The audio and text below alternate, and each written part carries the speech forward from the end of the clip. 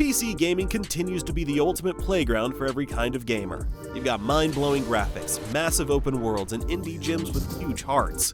The variety here is insane. These 28 games represent the peak of what's available right now. Let's jump into the best of the best that PC has to offer.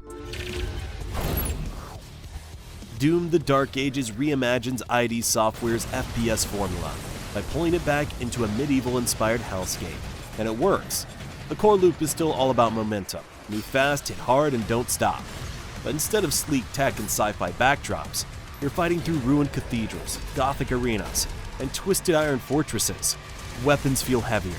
The flail and shield combo adds a more deliberate rhythm of combat, while ranged tools still bring that tight, responsive feel Doom is known for. Enemy types are more methodical too, forcing players to manage space and prioritize targets carefully. The game slows things down slightly compared to Eternal, but the result is a more focused, impactful experience. It leans into atmosphere, without sacrificing the brutality. If you're a longtime Doom fan, this is a bold but confident step forward. This remaster is bringing back the kind of storytelling Bethesda used to be feared for. Oblivion kicks off, the Emperor is dead, assassins are on the loose, and gates to literal hell are opening. It's not subtle, but it's effective. Then it just lets you loose. You might end up stuck in a haunted painting, or investigating a cursed village full of sheep. The guild storyline's way better than Skyrim's. The Dark Brotherhood arc is pure gold. This one's coming back to remind you how good things used to be, and still can be. Let us know if you played it in the comments. Let's take a look at your options. Rogue Trader distills its grim-dark charm into one of the most compelling isometric RPGs in recent history. Developed in close partnership with Games Workshop, Rogue Trader offers a rare and refreshing thing. A CRPG where your power fantasy comes baked into the premise. You're a Rogue Trader, a sanctioned privateer with a warrant of trade. A piece of paper signed by the Emperor himself that basically says, do what you want, as long as it's in the name of the Imperium. Every dialogue choice carries weight, and your actions ripple through the galaxy.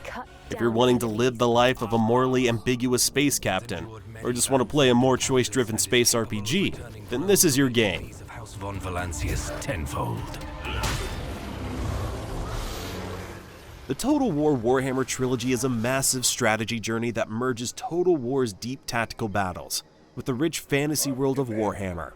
Each game adds new factions, heroes, and mechanics, expanding the chaotic conflict across the old world and beyond. What makes the trilogy stand out is how it balances huge epic battles with a detailed campaign map full of diplomacy, economy, and territory control. The first game introduced the core factions and set the tone with brutal melee combat and diverse army compositions. The second pushed things further with new races and more layered strategic options. The third ties it all together with the Immortal Empire's campaign, a sprawling war zone where every faction from the trilogy clashes in one map, creating endless replayability. If you like mixing grand strategy with real-time action, this trilogy is a must-play for both Warhammer fans and strategy lovers alike. Civilization VII finally landed after years of anticipation, but the reception hasn't been all glowing. Some fans appreciate the sharper interface and modernized visuals, while others feel like the core gameplay loop hasn't evolved enough. The new diplomacy system introduces more dynamic leader personalities, and city building is less restrictive thanks to changes in terrain interaction. But early feedback points to issues with pacing, and a sense that the AI still doesn't pose a real challenge. There's also frustration around how some legacy mechanics were stripped back or oversimplified. On the bright side, the tech tree has been redesigned to encourage more flexible strategies, and the game runs smoother than Civ 6 at launch. Right now it feels like a strong foundation that needs a few expansions to reach its full potential. Stalker 2 was cooking for what feels like forever, and now that it's finally here, we've got a game that the fans of the original will love. This game is moody, brutal, and weirdly beautiful. You're dropped into the Chornobyl exclusion zone, a massive open world full of mutants, anomalies, and dudes who will absolutely shoot you for walking into the wrong shack. What sets it apart is how corrupted everything feels, and I'm not just talking about the enemies. The zone itself is the main character here. One minute it's calm and eerie, The next you're sprinting from a bloodsucker and getting zapped by an invisible electro-death vortex. It doesn't hold your hand either. You're scavenging, managing your gear, and constantly feeling one bullet away from total disaster. This game is definitely a good one for people who like survival horror and open world games, and definitely for fans of the Fallout and Metro series. Taki? Stellar Blade dropped and instantly turned heads. And not just because of the main character, let's be honest. This game's got style and substance. It's a fast, fluid action game with a satisfying mix of Souls-like timing and Bayonetta flair. You've got parries that actually feel rewarding, combos that look slick without being a chore, and a world that somehow feels both post-apocalyptic and weirdly beautiful. You're Eve, a warrior from a far-off world colony, coming back to a ruined Earth crawling with grotesque monsters called Natibas. It's part anime, part sci-fi, part existential meltdown, and it just works. The original Path of Exile was one of the most beloved action RPGs, offering a vast interconnected world, deep skill customization, and a rewarding grind. Now with the release of the sequel, developer Grinding Gear Games is promising even bigger and better things. Path of Exile 2 continues the story where its predecessor left off, while offering major improvements in gameplay, visual fidelity, and new mechanics. A lot of people aren't super happy with the state of the game in early access, and still swear by the original, but I just think the way action RPGs are marketed has changed. You see Diablo 4 getting bashed a ton online also. Maybe for good reason? Let us know in the comments. This next game came out of nowhere, and is one of the most original games in years. Clair Obscur Expedition 33 is a turn-based RPG drenched in French art house flair, in a world where every year a mysterious figure known as the Paintress erases everyone of a specific age. This time, it's 33, and your crew, fittingly called Expedition 33, is racing against time before they vanish forever. The world is hauntingly beautiful, with floating ruins, dreamlike cities, and enemy designs that feel like nightmares sculpted by Rodin. Combat mixes tactical turn-based decisions with real-time dodges and counters, keeping you on your toes. But it's the themes that really land. Mortality, memory, resistance. Every character is reckoning with their own fading existence. And you feel it in the writing, the visuals, the music. It's bold, strange, and genuinely one of the most artistically ambitious games of the year. People sleep on how weirdly compelling Terraria's story is.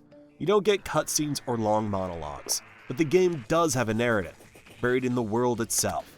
You land in this empty land, build a shack, then dig down, and suddenly it's Lovecraft.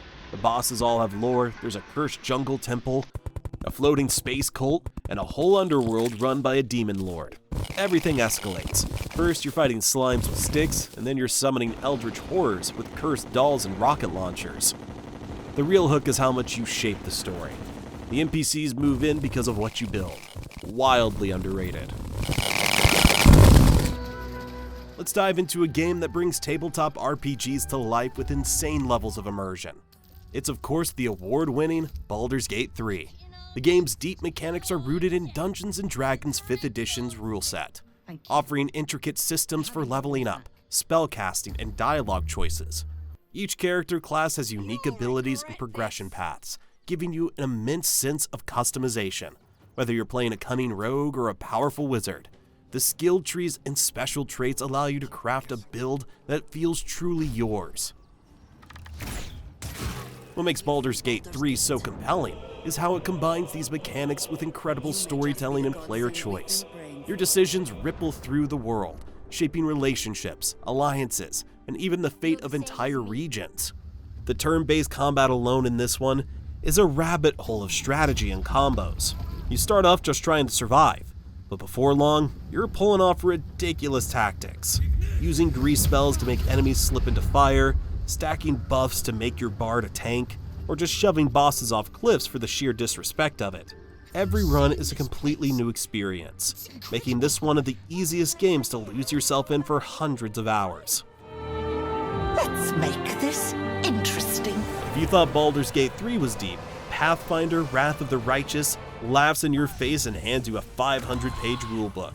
This game is dense. It's the kind of RPG where you can spend hours just on character creation, tweaking stats, classes, and abilities to craft the perfect build. But that's what makes it so addicting. You're shaping a world with your choices, leading armies, and making decisions that ripple across an entire war against demons. This isn't a game you casually breeze through. Every encounter requires thought. Every dialogue choice can have massive consequences. So if you want to be a righteous hero, a ruthless tyrant, or something in between, no two runs will ever be the same. And once you start messing around with the mythic paths, unlocking ridiculous god-tier abilities, you'll realize just how deep the RPG rabbit hole goes. Now for a more recent title that you guys will all know and love, especially if you sometimes get tired of the usual magic spells and dragon prophecies. Kingdom Come Deliverance 2 is the perfect change of pace. There's no chosen one storyline here, just gritty historical medieval life. You start off as an ordinary guy, barely able to swing a sword properly, and over time you actually learn how to fight. Every action you take matters. If you try to brute force your way through the game without training, you're gonna get wrecked. But if you spend time improving your skills, learning how to fight, how to talk your way out of trouble, even how to read, you'll start to feel like you're actually growing alongside your character. That's what makes this game worth sinking time into. It's not just a power fantasy, it's a journey. You earn your victories, whether it's surviving a brutal skirmish or charming a noble into giving you valuable information. The world reacts to you in ways that make even the smallest choices feel meaningful, and that's what keeps you coming back for more. Is that what you really want, son? Some RPGs are long because they're bloated with repetitive content. The Witcher 3 is long because everything in it is worth doing. Every quest, every conversation, every weird little side encounter feels like it has meaning.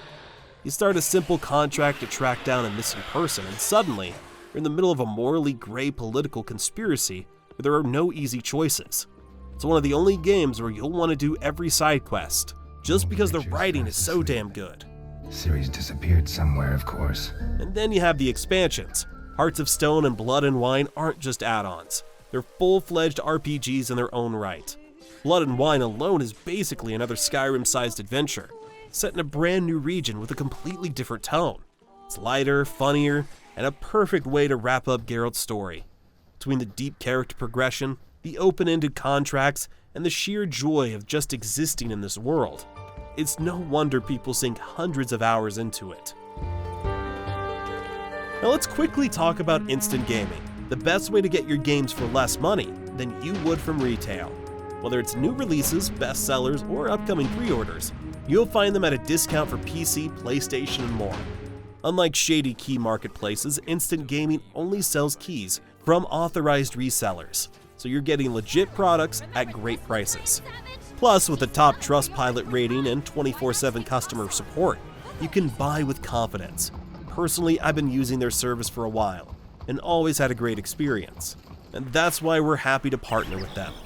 Check out Instant Gaming through the link in the description and start saving today. Okay, now for one of my all-time favorites. There are great RPGs, and then there's Mass Effect 2. This game pioneered modern RPGs. It's a game where every squad mate has depth, and by the time you hit the end game, you're fully invested in your team's survival. It's not just about blasting through space missions, it's about forging relationships, making tough calls, and seeing how those choices ripple across the entire galaxy. The main story alone is fantastic. The real magic is in the loyalty missions. Each one tells its own compelling, often emotional story, making your crew feel like real people rather than just RPG party members. And if you want the true Mass Effect experience, you're replaying this game to see every outcome, every dialogue choice, and every possible way the story can unfold, especially if you're importing your save into Mass Effect 3. Chased us over the mountains, they ran us into the sea. I see. This is really a game like no other. Combine a moving, epic story with GTA-style gunplay, and you've got a winner. The start of the game might be a bit slow for some, but it's a game that gets better the longer you play it.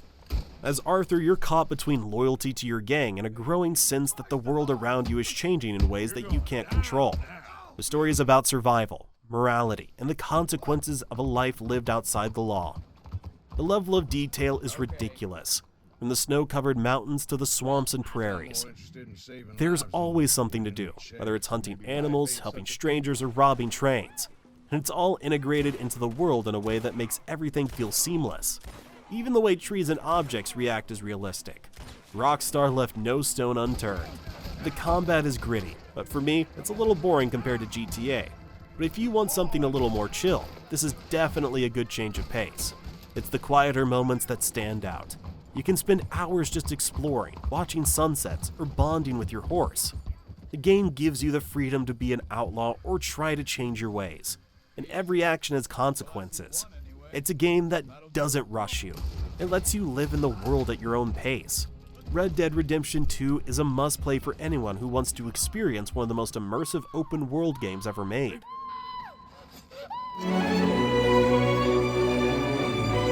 Next, we have the title that proved Larian are one of the best gaming studios out there. Few RPGs are as dense as Divinity Original Sin 2. Every inch of this game is packed with meaningful choices, hidden secrets, and some of the most creative combat in the genre. You can teleport enemies off cliffs, set entire battlefields on fire, or even talk to ghosts to get extra lore. Every fight feels like a puzzle. Every playthrough offers new possibilities, and with co-op, the entire experience becomes even more unpredictable. This game has a ton of choice and dialogue options as well as an insanely addicting combat system. It's a trademark for Larian Studios. This is one that you have fun and experiment with. Every system, from crafting to persuasion to the way you approach battles, has layers of depth that make replaying it an absolute joy. And once you're done with one run, you immediately want to start another, just to see how different things can play out. If you finished Baldur's Gate 3 and want to try something similar, this is the one for you. What started as one of gaming's most infamous launches has turned into one of the best modern RPGs. Cyberpunk 2077 always had the bones of a fantastic RPG, but Phantom Liberty elevates it into something truly special. The world of Night City feels alive, filled with branching quests, deep character customization, and enough cybernetic upgrades to make you feel like a ninja Terminator. When I played this one for the first time, it took me a little while to get into it. But once I did, the game completely sucked me in. It's one of those games where the story just gets better and better the longer you play. By the time you're done, you're left emotionally exhausted, but still wanting more. The expansion adds even more depth, introducing new abilities, new factions, and some of the best writing in the entire game. And with the massive overhaul that came with Update 2.0, the game now plays as smoothly as it always should have. If you love immersive, choice-driven RPGs that let you play your way, this is absolutely worth diving into. Counter-Strike is the granddaddy of competitive first-person shooters, and it's still going strong today. Ever since its release in 1999, as a Half-Life mod, the game has evolved into one of the most iconic multiplayer experiences of all time. The latest version, Counter-Strike 2, remains a staple in the esports scene, with millions of players logging in daily. What keeps Counter-Strike at the top is its combination of precision, skill, and strategy. Every match requires split-second decision-making, solid teamwork, and a deep understanding of the game's mechanics. The CS esports scene is also massive, with prize pools regularly reaching up to $2 million for major tournaments like ESL Pro League and the CS Major Championships. Competitive play here is fierce, with top-tier players dedicating countless hours to perfecting their aim, reflexes, and strategies. But the game isn't just for pros. Casual players can jump in and enjoy a match or two with friends, thanks to the easy-to-learn but hard-to-master gameplay loop. Just do yourself a favor and stay away from the loot boxes. Now for hands down the best extraction survival shooter you can play. Escape from Tarkov delivers a brutal, high-stakes, hardcore first-person survival game that mixes elements of tactical combat, looting, base building, and even role-playing. Set in a fictional Russian city, players drop into a war zone and must navigate treacherous environments while trying to extract valuable loot. The twist? If you die, you lose everything you gathered. No respawn, no second chances. It's this risk-reward dynamic that makes Tarkov so intense. Every time you load in, it feels like your life is on the line. The game's player base has been growing steadily, with its hardcore mechanics pulling in those who crave a challenge. For me, the most addictive part of Tarkov is the quests and roleplay progression system. Combine that with some of the best FPS action ever, and you've got a near-perfect multiplayer game. Minus the cheaters, of course. We're ready to infiltrate the city centers and strike at their heart. I've gone with the most intense strategy game out there, and they don't get much more intense than XCOM 2. The game is unforgiving, and that's what makes it so addictive. Every battle feels like a high-stakes gamble, where your troops' lives hang in the balance, and one wrong move can spell disaster. You need to make tactical decisions in the heat of battle, but it's also about managing resources, planning long-term, and making sure your squad survives long enough to turn the tide against a global alien threat. The beauty of XCOM 2 lies in its unpredictability. No two campaigns are ever alike. Your soldiers grow over time, developing skills and even bonds with one another. But death is permanent. When one of your best soldiers fall, it hits hard, especially since you've spent hours leveling them up, giving them character. The tension this creates is palpable, and it makes every victory feel earned. Honestly, for me, the permadeath is what makes it so great. You even have Iron Man modes and stuff like that to make it even more nail-biting. This one's a classic. If you're still watching, you're a legend. Some of you are subscribed, and that honestly means a lot. Thank you. And if you're not, and you're into this kind of laid-back gaming content, maybe hit that button. No pressure, but it really helps the channel grow. Transit is green. EVE Online is the game that defines space MMOs. Known for its complex player-driven economy and vast galaxy-expanding universe, EVE Online also allows players to become everything from miners and traders to pirates and mercenaries, all while shaping the game's ever-evolving universe. The game's scale is staggering. Its universe is made up of over 7,000 star systems, each filled with opportunities for economic growth, military conquest, and political intrigue. Also, the players are some of the most hardcore gamers you'll ever meet. Let us know in the comments if you agree with that. But while EVE Online isn't for the casual gamer, its deep systems and the freedom it offers makes it a dream come true for those who love intricate multiplayer experiences. The game's battles for territorial control are a major draw for its dedicated player base, which continues to grow year after year. The competitive scene in EVE Online is unlike any other. Massive multi-faction wars involve hundreds of players fighting for control over entire regions of space. These conflicts can last months and even years.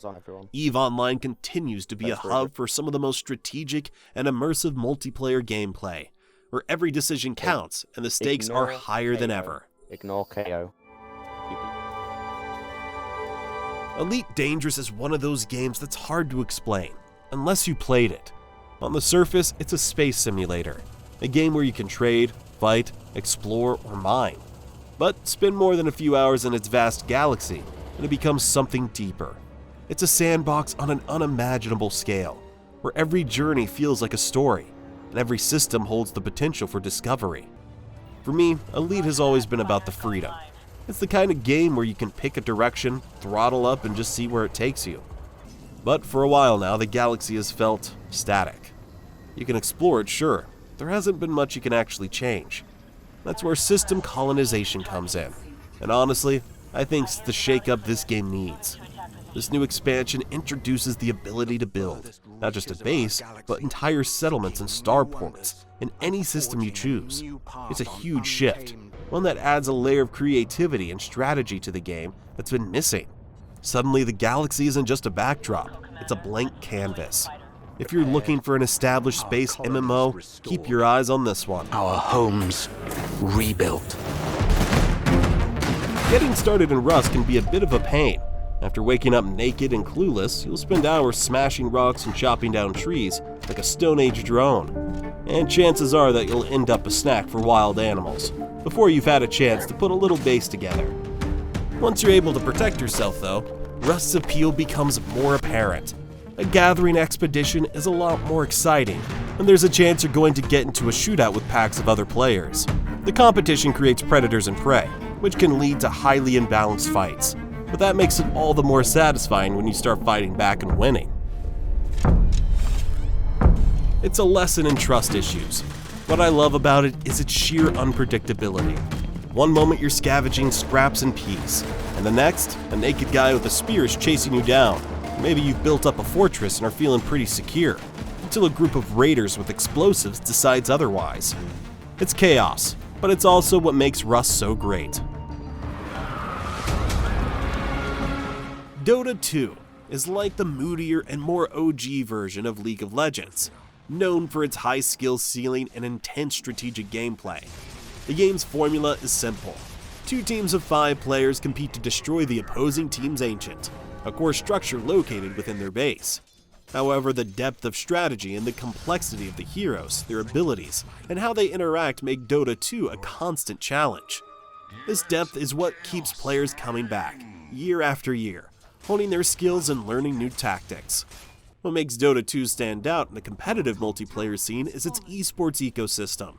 The International, the game's premier tournament, has become one of the biggest events in competitive gaming, with prize pools regularly reaching over $30 million. The sheer scale of the event is unmatched in esports, and it's a testament to the dedication of both the community and the players.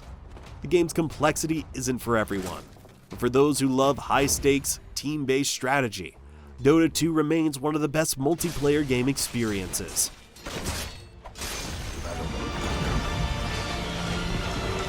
Age of Empires is a real-time strategy classic. Simple to learn, brutally tough to master. One minute you're gathering wood and herding sheep, the next you're micromanaging with knights and trebuchets in an all-out RTS glory. It's got that perfect loop. Grow your economy, build your army, and try not to panic when your enemy shows up early with siege weapons. And if you're into the competition, the multiplayer scene is alive and kicking, packed with players pulling off insane plays and last-second base saves. The game's dedicated fan base ensures it's stayed relevant, and recent updates and expansions have breathed new life into the game. The Age of Empires 4 World Cup recently saw prize pools reach up to $200,000, proving that RTS games other than StarCraft can compete in the esports arena. The appeal of Age of Empires lies in its simplicity, but it's also about mastering the intricacies of civilization building and real-time warfare. The 3 children of our Wasteland is an OG player in the post-apocalyptic open-world genre. The third game is set in a ruined, frozen Colorado, and the narrative makes you think about morality, loyalty, and the consequences of your actions.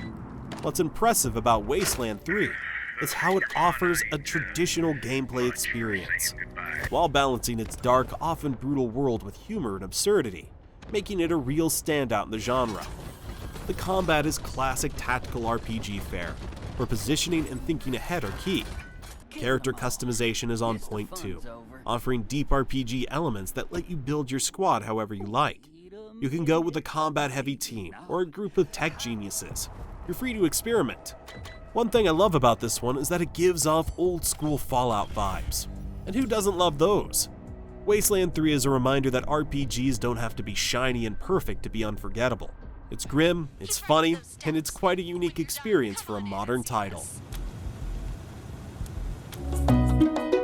At first glance, it's a chill farm sim, but give it an hour and this game hits way harder than it has any right to. You show up in this dusty old town trying to escape burnout, and slowly get pulled into a tight community full of secrets, regrets, and weird magic. The real story unfolds through conversations and events.